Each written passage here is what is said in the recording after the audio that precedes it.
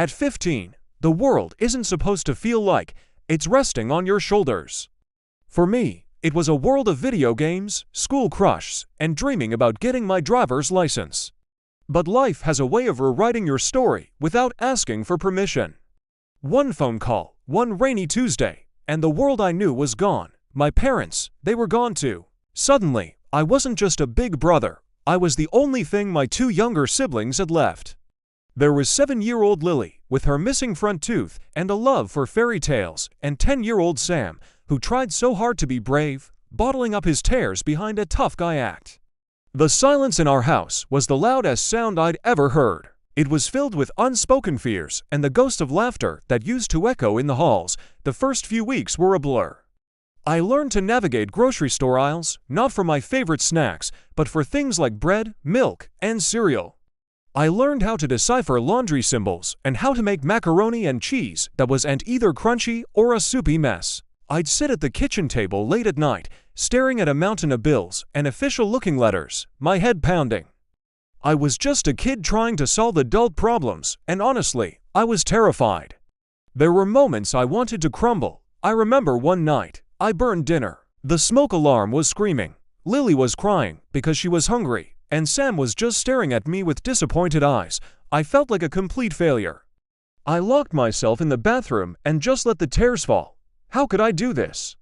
How could I be what they needed when I was just a broken kid myself? But then, a small knock on the door. It was Lily. She slid a drawing underneath, a picture of the three of us holding hands, with a wobbly, crayon-written caption, "Best Big Brother." In that moment, something shifted. It wasn't about being perfect, it was about being present.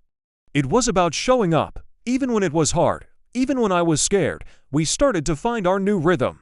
We created Taco Tuesdays because it was the one meal I couldn't mess up. We had movie nights on Fridays, piling onto the couch under a fortress of blankets. I helped Sam with his math homework, even when I had to secretly Google the answers myself. I learned to braid Lily's hair, my clumsy fingers slowly becoming more adept. We weren't just surviving. We were becoming a team, a family, redefined. I'm not going to pretend it's easy. I still miss my parents every single day. I miss their advice, their hugs, their presence. I've had to grow up faster than any 15-year-old should. But when I look at my siblings, when I see them laughing, when I see them thriving, I know I'm doing something right. I found a strength inside me I never knew existed, a strength forged in loss, but fueled by love. We are our parents' legacy, and we are carrying it forward, together.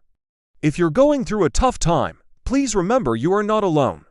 There is strength in reaching out and in letting others in. Thank you so much for listening to my story. If it resonated with you, please consider subscribing for more stories about resilience and hope. Take care.